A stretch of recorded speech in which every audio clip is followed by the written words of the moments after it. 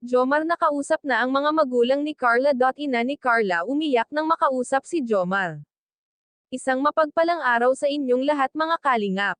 Bago ko ipagpatuloy ang maikling reaction video na ito, hiling ko lang natapusin ang panunood nito para malaman ang nilalaman nito, at kung bago ka pa lang sa munting channel na ito, paki-subscribe naman. Maraming salamat. Muling dinalaw ng mga team kalingap si Carla. May dala-dalang ang pasalubong itong si Jomar kay Carla. Nung huling dalaw kasi ni Jomar, tinanong niya si Carla kung ano ang paborito nitong kainin. Sinabi ni Carla na paborito niya ay chocolate, kaya binigyan ni Jomar si Carla ng maraming chocolate. Nahihiya pa nga ang dalaga na abutin ito kay Jomar.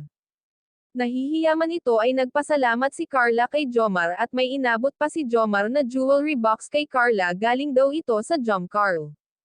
Maya-maya nga ay pinaghanda ng makakain ang mga team kalingap. Habang kumakain sila ay nakausap na nila ang mga magulang ni Carla. Ang nanay ni Carla ay ayaw din humarap sa camera at nahihiya din ito magpakita ng mukha, kaya masabi ng team kalingap na nagmana itong si Carla sa kanyang ina. Doon nga kwento ng mga magulang ni Carla na nakaranas na rin daw magtrabaho si Carla sa kantin. At kung pasukan na si Carla, na rin daw ang bumibili ng pangangailangan nito sa paaralan, at walang-wala daw talaga silang panggastos. Kaya si Carla na lang daw ang gumagawa ng paraan kung paano siya makapasok sa paaralan.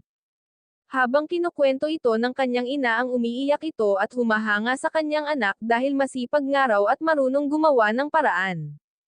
Bata pa si Carla pero madiskarte sa buhay, marunong siya gumawa ng paraan kung paano niya mapagpatuloy ang kanyang pag-aaral. Ang ama naman ni Carla ay nangingisda ito, at minsan daw pag matumal ang panghuhuli ng mga isda ay wala daw siyang maiuwi. Iyon lang daw kasi ang alam niyang trabaho.